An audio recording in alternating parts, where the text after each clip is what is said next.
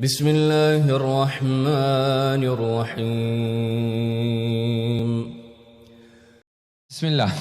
So we are carrying on our journey in going through legends, going through figures from our history that a lot of us have never heard about, or they're very new to us. And last time a couple of sisters came up to me and they're like, hey, how come you're not doing any female figures? It's been all males so far. I'm like, okay, we'll get you some female figures. There's a lot of them, right? There's a lot of them. So if I was to tell you, and I'll let the kids figure this out. Let's see if you guys can figure this out. Okay, so this person who we are going to hear about her biography,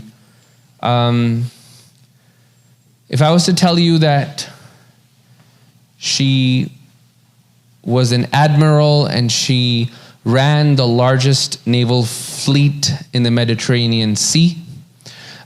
She was a master in Spanish, Portuguese, and Arabic language. She was a full de facto, by the way, like a queen of her era at that time. What era are you looking at that this particular event would take place? Or which era do you think she belongs to? Somebody of that much power. She literally had an army under her control. Okay, and she was the queen of, well, de facto ruler because there was no king. Her husband died, so she became the queen, and nobody challenged her for almost almost 25 years. Where do you think something like this would take place? Which era? Recent or really, really far? Yeah? Like a couple hundred years ago. Couple hundred years ago, okay. What would you say? 500 years ago, Couple hundred or 500? 500. More like 500, okay. Okay, more like 500, very good. So it is almost 500 years ago. So let me give you a little bit of a background. That's how we usually do our stories, because you need to know what was happening in the world at that time, because we don't live in that time and we may not have read stuff about that time. So we'll go through some basic history of what's happening at that time very quickly, right? As is the case, we try to just touch on some things. So when did Granada ultimately fell, and that whole event of King Ferdinand and Queen Isabella taking the keys, when did that happen roughly? Who can tell me? Any idea? When did, you can look it up. If you have phones, pick up the phone and write, when did Andalus fall? What, roughly, yes? MashaAllah, we have the youngest answer. Go ahead, tell us. When? Yesterday? In the future, yes. That's so true, in the future. That is 100% true, MashaAllah. So when did this happen, roughly? Yes?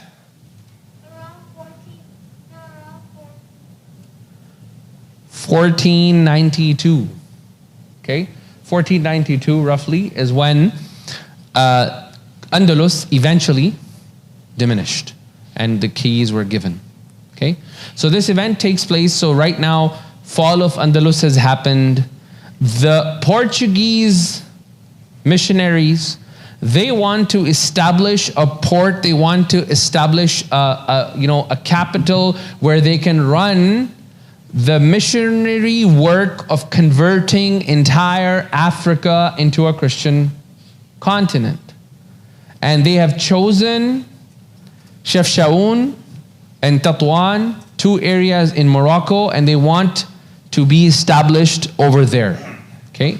Usually when I teach these courses, I have like entire Google world maps, and I show you the spaces and stuff like that, just because we have people also watching online, it becomes very difficult for them to see that and this. But when we do standalone courses, hopefully we'll be able to do those. Then I can actually show you guys like each era and where everything takes place. So it's really visual and you can actually enjoy it. Right? So just be with me that this is Morocco. In Morocco, there are two places called Tétouan and Chefchaouen. Those are the two places where the Portuguese, they want to establish their missionary port, and they want to send spread Christianity throughout Africa from there.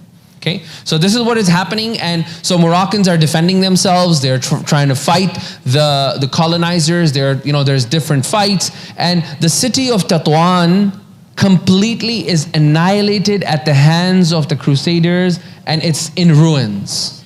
It's completely gone. It's very important for us to remember this. Something else is going to happen in that city future down the road. So a little bit about her. This lady that we're going to talk about, her name is Sayyida al Hurra. Okay, Sayyida al Hurra. Al Hurra is what does it mean in Arabic? The free. She is free.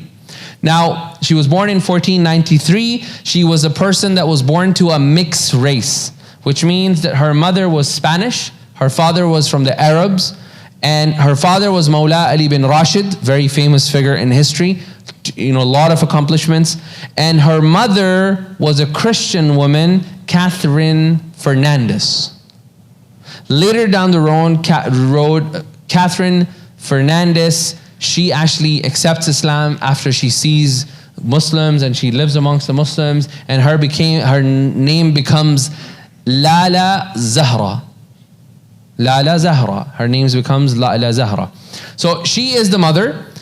Her name, Sayyida al Hurra, there is a massive dispute amongst the history. What is actual name? This is the title that she has, Sayyida al Hurra. Now, a little bit of a tangent, and it's important for us, especially for parents and especially for people who are 10, 12, 13 and older. You'll be able to understand this point. History in general is either written from the perspective of the victor or the one that was defeated in that war. So the one who was victorious, he's always going to expound on that victory. He's going to say, this happened and they were completely weak. Now the one who lost, what are they going to do? They're going to demise and diminish the greatness of that victory by writing history in which it was actually not that bad of a loss. It was just like, it was a loss, right? So they will diminish that. Now, if you look up about Sayyida al Hurra, in the Western accounts, they call her the pirate queen. So this is how they diminish the value of this woman. She was the queen. She was the queen of pirates. She was actually an actual queen. She had a sovereignty. She controlled the land. She signed off on papers. She signed on treaties. She did everything. But despite that, if you read English accounts, if you go to Wikipedia, it always says the pirate queen. She is actually listed at the top 10 female pirates of ever lived and all of these things. Why is that? Because she was the furthest thing away from any other pirate on that list. So example being, most of the pirate women on those lists were not women that were chaste. They had relationships. They had illicit relations. She never had anything like that. Then what is she doing on that list? Only to demise the victory or that character of that person. And this is what Western historians as well as the colonizers did really well to us. They diminished the value of the heroes that we should have looked up to. But when we don't have access to Arabic, right?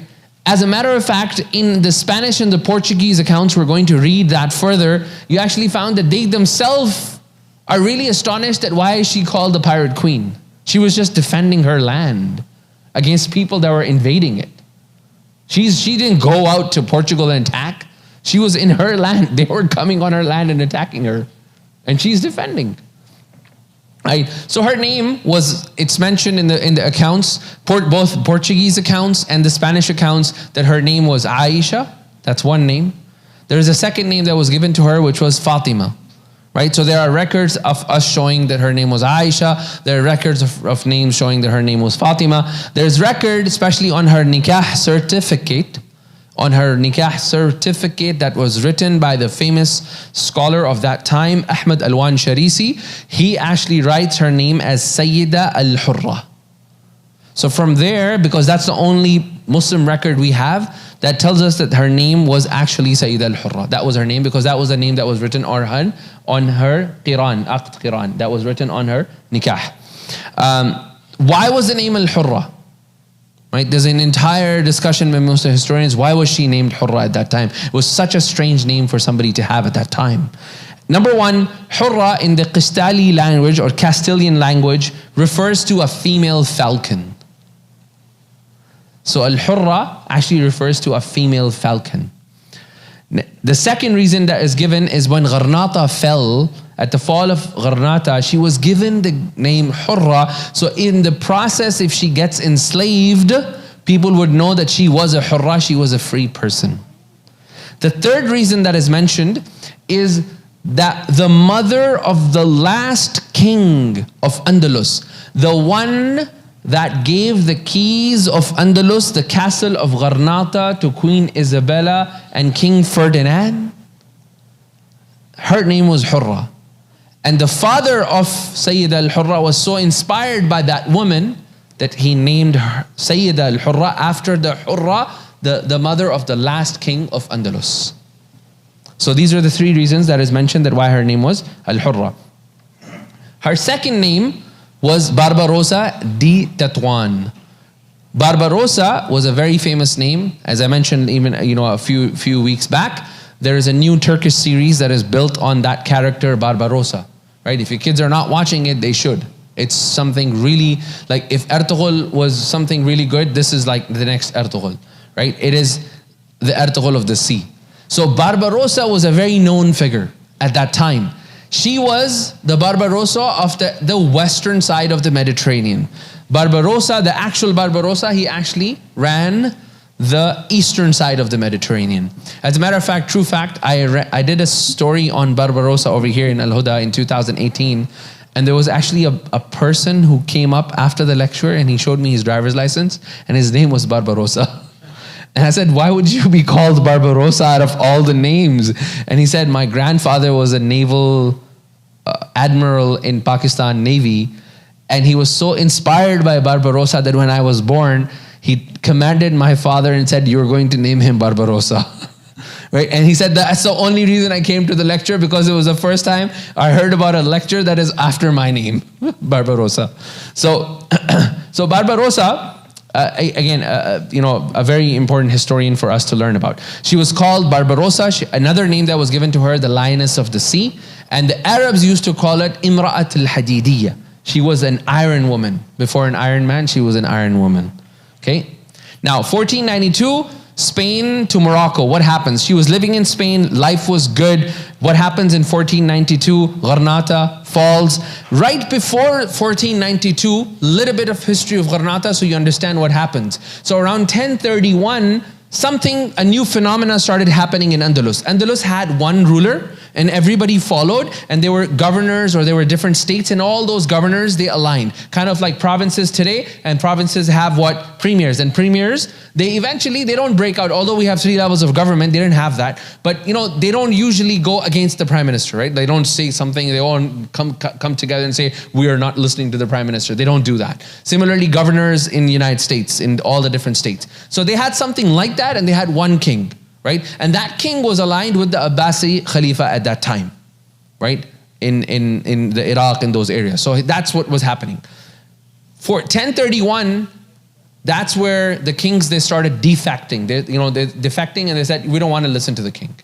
We will create my own kingdom.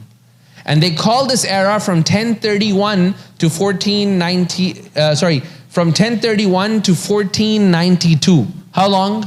Almost 200 years. That is how long it took for Andalus to fall.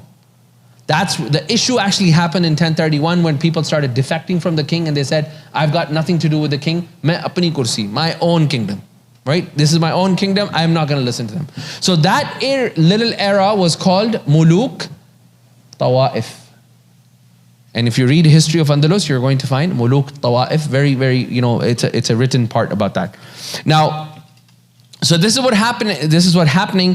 And Mawla Ali bin Rashid, at the fall of Andalus, he decides and he says, it is not safe for us to live. He was a very known figure at that time, and he was a statesman. He had a lot of land. He sold whatever he could, and he decided to move back to the town of Chefchaouen in Morocco. And he built, and really interesting, Lala Zahra, Catherine Fernandez, the mother of Sayyida al Hurra, she said, listen, when I was living in Granada, I had access to the Granada palace. I had access to the palace of Granada. And I'm not going to move with you to Morocco and Chefchaouen unless you build a similar palace to me. That is why if you today look at the pictures of the city of Chefchaouen, it is very, very reminiscent of the Andalusian architecture that you find over there. So Mawla Ali bin Rashid, he builds a palace called al-Qasb Palace, which is still found today. You can actually, people can go and see it. It's really sad that, we don't have curation, we don't protect our history. It's filled with garbage and nobody cares. Like it's just, it's left to ruins, right? And alhamdulillah, many countries are waking up and they're realizing that we must protect these heritages of ours and investing in that. And it's a good source of income and tourism. We just don't, mobilize it, sadly. So the palace is built and they all move, and Sayyida al Hurra also moves to Chefchaouen in Morocco, and this is where her life starts in Morocco. Now, here's a question for people. Let's see if you guys can figure this out. So she grew up in palaces, so she's a princess. And she's growing up in Andalusian palaces. She's around 20 when she comes to Morocco. What advantages do you think she got when she was growing up in a palace? Let's see if somebody can guess. Make a guess. What's an advantage of a woman growing up in a top palace in Andalus? Yes? She will probably get better food, That's what you're worried about. Better food, nice burgers, lots of pizza, right? But yeah, food, so she was healthy, right? She was a healthy person. What else? protection. She had protection. What else? Yeah, go ahead. Yeah. So, she did all the kids. Sorry? It's okay. We'll come to you again. Yes? A title. Okay, she had a title. What happened? What would you think would she have a lot of exposure or less exposure to other cultures? A lot of exposure to other cultures. So she understood other cultures. Yes? She knew all the other kings. She knew so she had good political understanding. She understood politics, right? She met the kings. She was in the company of the kings. So her brain was already wired from childhood to have exposure to all of these things. Then she almost got the exact same education as her brothers. So she was not less educated than her brothers. She was living in a palace, so there was a teacher that was coming in the palace, brothers and sisters were studying together. She had the advantage of education, top class education that others may not have access to. And more importantly, she got to study under one of the biggest scholars of that time, which was Muhammad ibn Abdullah al-Ghazwani. He was a very famous scholar because of a lot of the efforts of Muhammad al-Ghazwani. In Morocco today, you have the reminiscences of that Zawiya concepts. Those of you that have ever been to Morocco or Tunisia and Algeria, they have these zawaya, they have these corners, they have these seclusion areas. And a lot of these kids, we have madrasas in India and Pakistan, they have zawayas. They have these corners, and zawaya means a corner. And they have these areas where kids learn Quran till this day. Yes, a lot of them have deviated and, they've taken extreme paths and they've gone into extreme Sufi tendencies, but most of them have still held on to that tradition today. So, how many languages do you think she spoke because she lived in a palace? I said that in the beginning, yes. I gave you all the 3 languages in the beginning, yes. Okay, 3. I gave the 3 languages. She spoke 3 languages. And Arabic and? Portuguese and? Spanish. And Spanish. Yeah. Arabic, Portuguese and? Spanish. So she spoke 3 languages. So do you think all of this is going to help her? She's definitely going to help her when she's going to be in the palaces. She has a political acumen which she has developed by living in a palace. Now, rise to power. 1510, the first step that happens is, remember the city of Tetouan that the Portuguese people had destroyed? There is another guy who is doing this reform movement, and he is rebuilding the city from the ruins after the Portuguese crusaders have been kicked out in the Tetouan, and he is building a new city of Tetouan.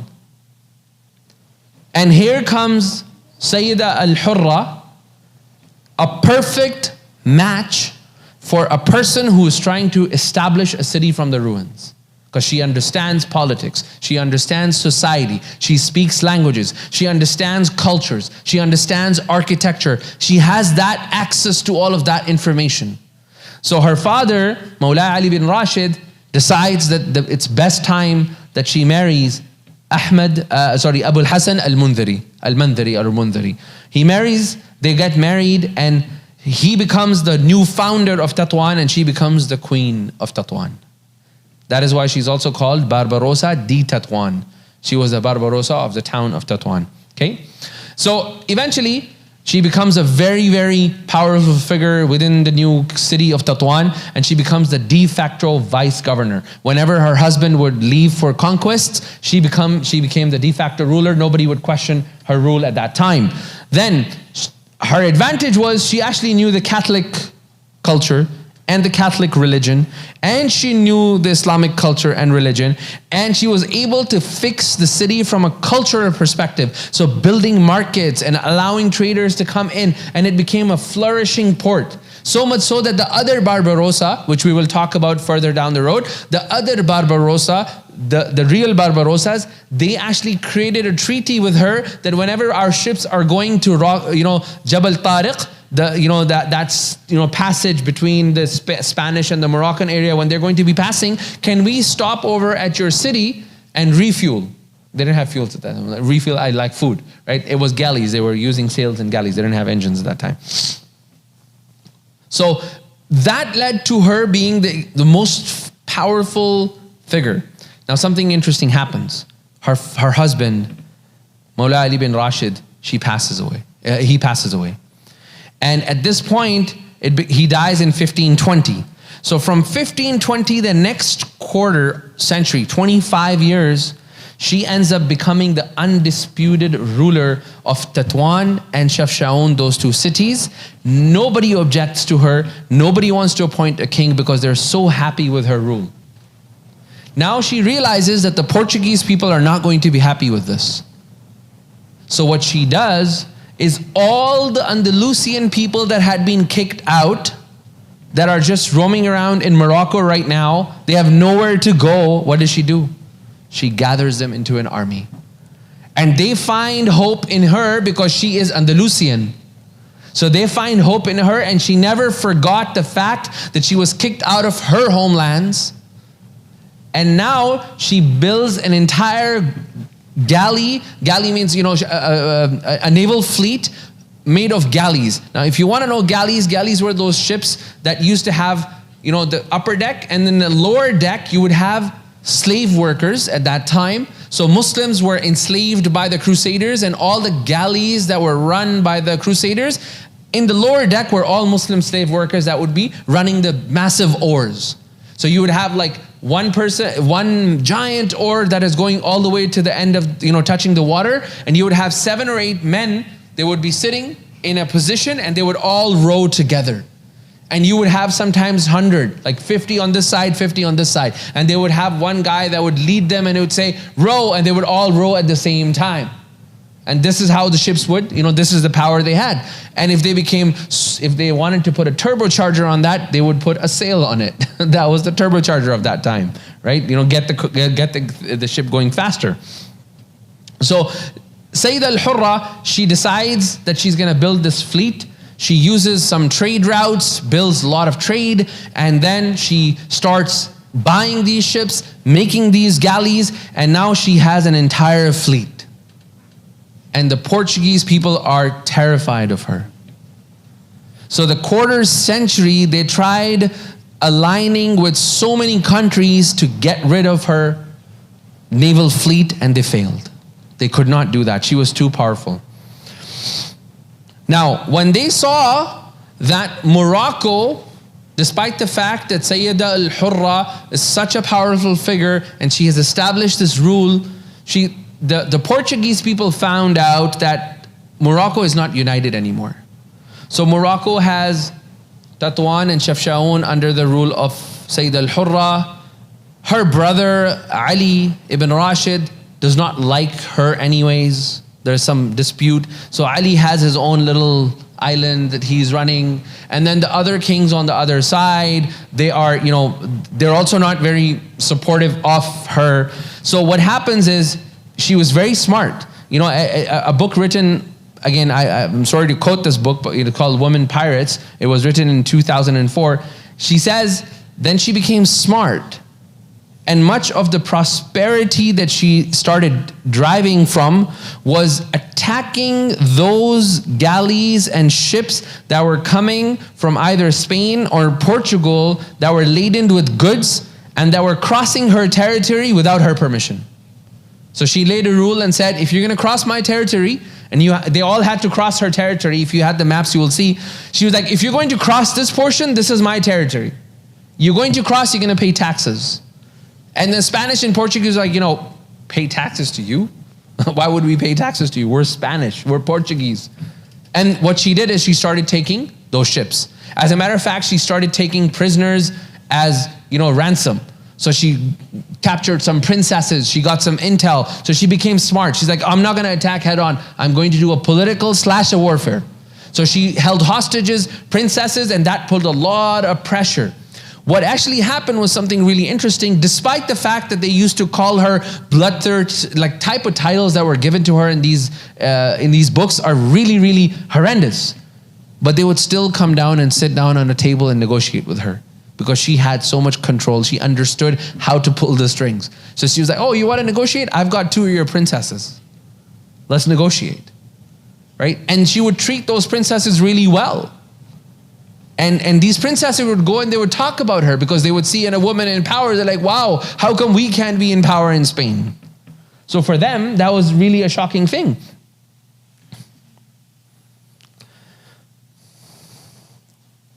Then what happens is she realizes that she needs an ally. So she aligned herself with the Barbarossa brothers. And this is a beautiful, so Barbarossa brothers were running Algeria, Libya, and all of that land. And she was in Morocco. So Western Mediterranean, Eastern Mediterranean. She sends an envoy and says, listen, we can control this entire Mediterranean and no ship will cross except that they pay taxes to us. Let us align together and create an alliance. And this is where, Barbarossa, the greatness of that person at that time, that, hey, there's a woman that is running a fleet. Why should I support her? And he's like, no, this is a rightful cause. The cause is protection of Muslims. And then them combined together during those quarter centuries, they saved Barbarossa and Barbarossa di Tetouan, Sayyida al Hurra. They saved over 70,000 Jews and 70,000 Muslims from the hands of the Spanish Inquisitions in Granada in Andalus. So the Jews were being tortured, the Muslims were being tortured, and they would send their little commando fleets. They would go in there, and subhanAllah, if you read some of the letters that were given by that time, for example, Shahzada Kurkut at that time, when he sends a letter to both Barbarossa and Sayyida al Hurra, and he says, when you take out those prisoners from the basements of those churches where there were punishment that were happening to them, just read up on the Spanish Inquisition and you'll be shocked, like how they were killing Muslims and Jews at that time. Senseless killing and merciless torture, right? There was no mercy on them. And he said, out of his care for those prisoners, he says, when you take them out of the prison, please cover their eyes because they have not seen sun for so long. So I'm afraid that they will lose their eyesight. Like, this is the command that the ruler at that time is giving. That, when you take them out, please take care of my brothers and sisters. So that alliance, the people from Portugal, they were like really tired of it. And put it in perspective, like they didn't have social media. So this alliance was such a powerful thing that at the same time, the fall of Bombay in India had recently fallen. And they didn't have the Suez Canal. So Barbarossa and some of the fleets of Sayyida al Hurra sailed all the way across Africa, coming into the Indian continent, Indian Ocean, going into India at the port of Bombay to defend the Muslims. Because they heard about, so people of Bombay asked that you guys are a good naval fleet, can you come and help us? And they took a month-long journey to get there just so they can defend their brothers and sisters. Right? So a lot of learning for us over here. Now what happens with Sayyida al Hurra is she loses power, and she is recognizing that the Portuguese people and the Spanish people and also the Moroccan have now started aligning themselves with the Portuguese to get rid of her. So there's one king, Ahmad al-Wattasi, who happens to be the most powerful ruler in Morocco at that time. And she decides that it's best interest that she gets married to him, because that would solidify her position as the queen. So Ahmad al-Wattasi, being one of the most powerful king at that time, guess what he commands? He says, you must step down.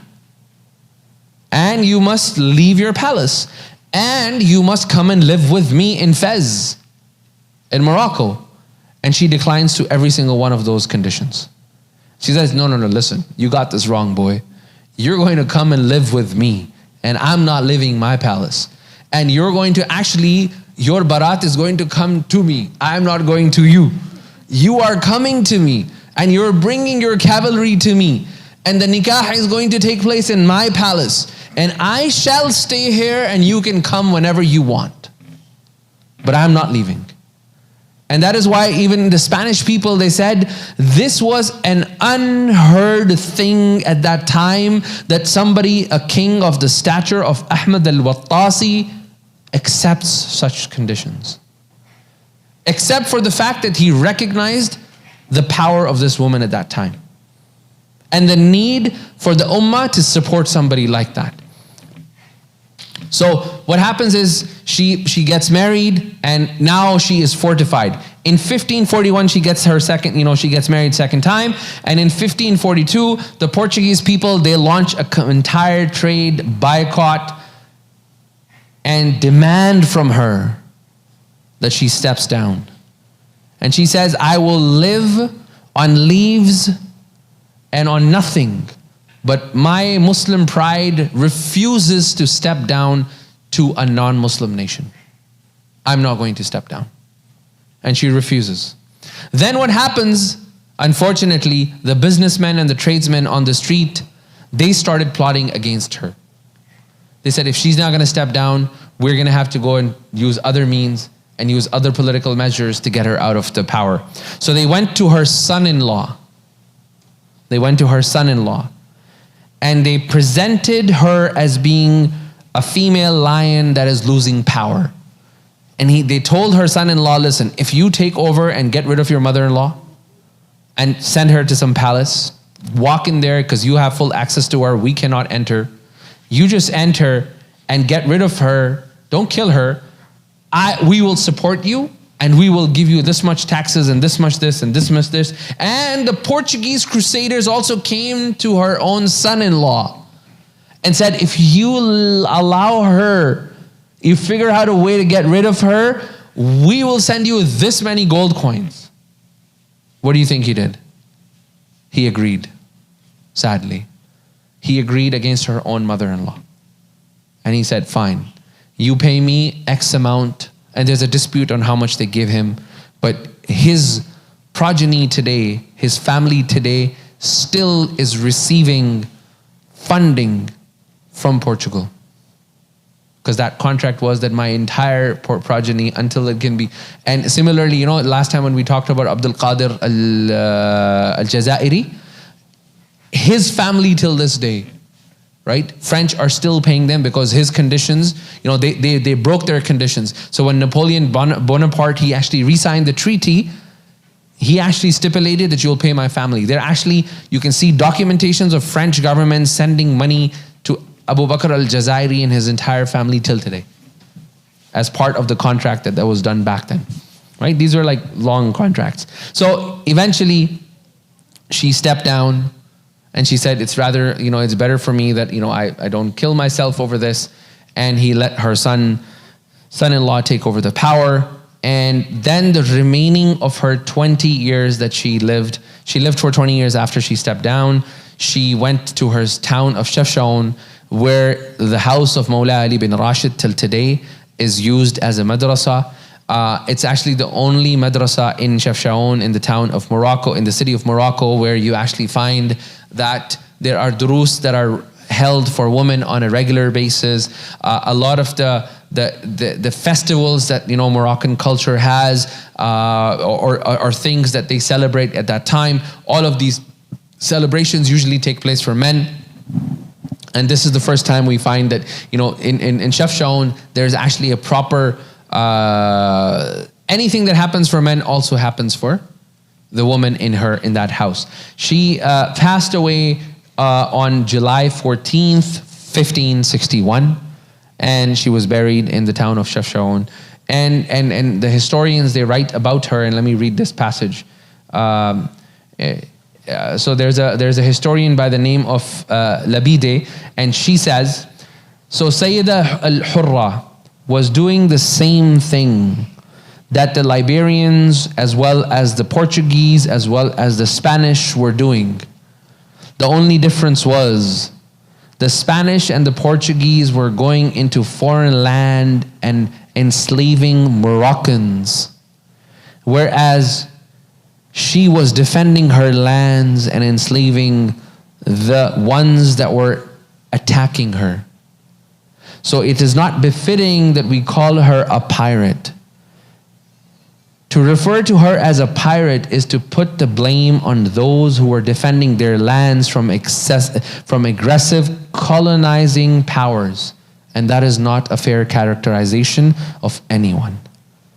Until this day, unfortunately, she is known as a pirate to most of the people. Most of the people, if you read in English literature, she's known as a pirate. But if you go to the Portuguese archives and the Spanish archives, and I actually listened to a lot of the interviews that were given by the Portuguese people themselves, talking about her from the records that they have, and they depict a complete, proper historians, they depict a complete different picture of her, Sayyida al Hurra, rahimahullah rahmatan wasi'a.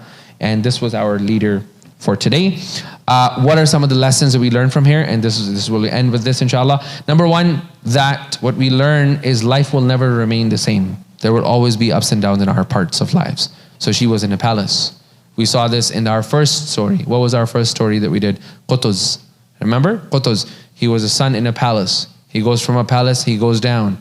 He becomes enslaved. From enslavery, he becomes a student in a madrasa. From a madrasa, he becomes a soldier. From a soldier, he becomes a soldier right next to the king. From there, he becomes a vice governor. From there, he becomes a ruler.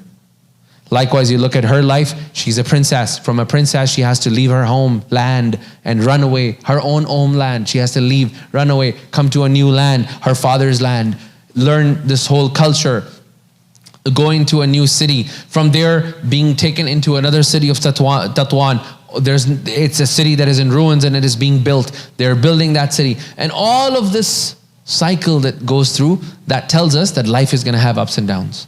What is going to make a difference in your life and my life and everybody else's life is how do we deal with those challenges? Do we give up?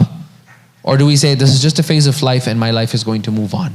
And what do I do best and what's the best I can do in this life? Next is culture and environment. This is for parents. Culture and environment plays a huge role in your children's life in the future, more so than schooling. A lot of time we have focus on schooling. But understand that culture, environments, such environments, skill sets that they learn, they are far more important than the stuff they learn at school. Because the intersect of what they learn at school and what they need in life is very little. There are some transferable skills. But what is more required is that, if your son or daughter, they're involved in some organized sports or they're involved in some volunteer activities, those skill sets are what are going to separate them from being successful in life. And that's what she had. She had access to those skill sets. So when she went into different situations, she was able to turn around. And she was able to turn that opportunity, that adversity, into an opportunity for herself. Languages. Do not undermine languages. Right? at all. Languages are a really powerful tool for your children. Make sure that they invest in languages. Make sure that you expose them, even if you have to force them at this age to get exposure. And it's not necessarily any language, right? For Muslims, our identity is based on Arabic language. So you focus on Arabic language first. But if your child can pick up other languages, make sure that they do that. Because languages is really, and that's what helped her, right? I remember that when I used to work in the Middle East, it was like nobody could, fool around with me because I spoke Urdu, English, and Arabic, right? So anybody, because I know that sometimes you would be sitting in gatherings and the Arabs would be talking about something, or the guys in Urdu would be speaking about these guys, and I'm like, I understand both of you, right? Like you can't fool around, right? So it's powerful. It's really powerful. And you get that power. Another thing, alliances. You cannot achieve goals alone. You can't say, I'll do it myself. You have to work with others. You have to learn to work with adversaries. You have to learn to work. Sometimes you have to make your enemy your best friend because there is a greater goal and you can only achieve through his help, right? Having said that, you don't give in your culture. You don't leave your values. You don't say, okay, I'll leave everything, right? These lessons are for parents, by the way. So the kids are like, what's this, right? This lesson, everybody can walk away with. The cause of the downfall of the Muslim Ummah today, in the past, you read the history, it has always been people who were kha'in, who were traitors from within. So if you look at Mawla Ali bin Rashid and you look at other stories, it's always somebody from inside. It's always, when we talked about the Mongol, who was there for the Qutuz story? Saifuddin al-Qutuz. So when we talked about the 800,000 people that died in Baghdad, it was people from within Baghdad who allowed the Mongols to enter. It was people from within Baghdad who secretly went and opened the doors of Baghdad in the middle of the night for the Mongols to attack in the middle of the night. It wasn't somebody from outside. So treachery and treason, it always finds its roots from within. But more importantly, that becomes our primary cause of downfall for most nations. Same thing for other nations too, not just Muslims. Okay? And lastly, the root cause of a lot of what we see today, lot of the fasad, lot of the fitnas that we're seeing, even on a community level. You'll see a small project that will start, it starts benefiting communities. I mean, recently, a small project, it started, it was benefiting the youth, and then some, I don't want to mention names, but some major Muslim organization sued this young youth guy for $1 million. I'm like, and it's on public, you guys can go read it, right? It's not something, but again, like, what? This 25-year-old guy did something for the Muslim youth, and this major Muslim organization sued him for $1.5 million. And he comes out in public and he's like, what did I do wrong? So the lesson we learn, these things are happening around us. The lesson we learn is the root cause is love of power. Right? And money, yeah, power brings money. So what are they afraid of? An organization that is a $60 million donation organization, what do they have to do with this 25-year-old, kid who just, he's just, and his problem was, his program was successful. And it was attracting a lot of youth. Similarly, there was another program that was started. A lot of you, I don't want to mention names because, this is Canada and people can take things. There's another program that started. Again, this is things happening around us. And history tells us that these things, it's the power. People are hungry for power. And then power makes them do things that are sometimes completely not appropriate. Cool? All right. Yes. Huh? What does sood mean? You will learn soon. You'll learn as you grow. Today you learn municipal, federal, and provincial. You will learn about that too, inshallah. That's all you need to know for now. Now, I was actually not going to do this story today. This story I had planned for the week after. I was going to do a story of Imam Shamil. He was from Dagestan. Remember I told you guys? So guess what happened? When I was researching for Imam Shamil and I was putting my content together, I said, let me just go to YouTube and find in English, anybody done anything on Imam Shamil? Guess who has done an entire lecture on Imam Shamil? Yasir Qadi. right? So I was going through my notes and then I listened to his lecture and I was like, you know what? You guys should just go and listen to his lecture. Because like, he was like, I went to Harvard University's archives and I pulled these documents out. I'm like, I didn't do any of that. So his lecture, and I listened to it and I was like, there's no way I can do justice to it, and it's in English. So please watch it. It was a really good lecture. It is from the Muslims of the Dagestani, a Russian. He stood up to the Russian Empire. Fascinating story. How he was an extremely feeble, sick person. You know, people could not cure him, and how he ended up being one of the most, till this day, he is seen as the figure who preserved Islam in Russia. So go and watch Imam Shamil's lecture for Yasir Qadi. For verily, I think he has done a better job than me on that.